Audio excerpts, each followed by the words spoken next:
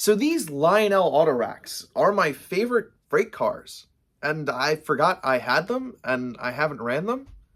Let's talk about that and much more on today's video here on RJ's Trains.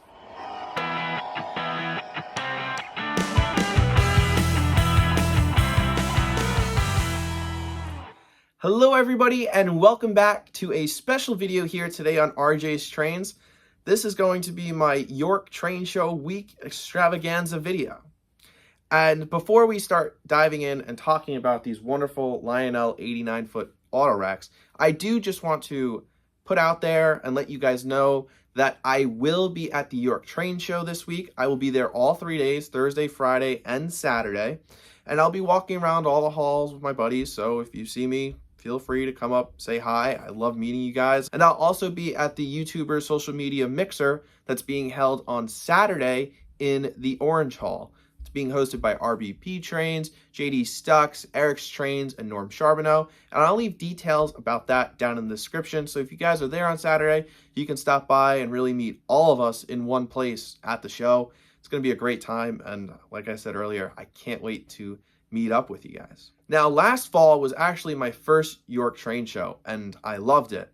And although photography isn't really permitted inside of the halls, afterwards I did a whole video breaking down all the things that I had picked up at the show.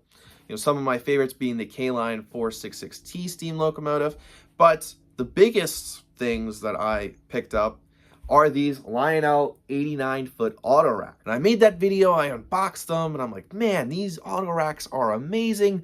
They're so meticulously detailed. I need a million of these things to run on my layout behind some nice modern freight. And man, these things are just amazing. And then after that video was over, I put them back in the box. I stacked them in my apartment closet, and they sat there for almost a year. And that's because these cars really need 054 curves. And on my old layout, I only had 048 diameter curves. So these things could not go around my layout. A little bit of a problem. As you guys probably know by now, over this past summer, I completely redid my layout.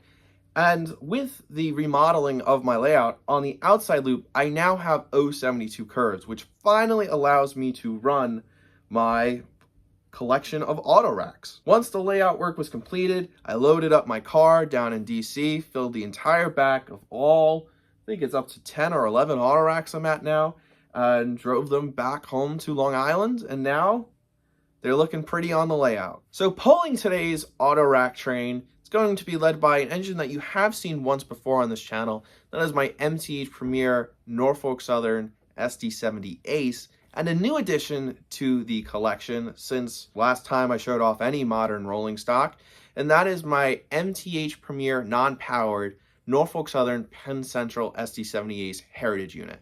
And the two of them look amazing pulling these Autoracks around the layout. And lastly, on the inside loop, we're going to be running my MTH Premier Amtrak Genesis P42 with a string of Amfleets. Hopefully the Norfolk Southern dispatcher is nice today and doesn't delay the Amtrak trains any more than they already do. But you guys came here to see the trains run around the layout, so it's time for me to stop talking and for the trains to start doing the talking. Really hope I get to meet a lot of you guys at the York Train Show this week.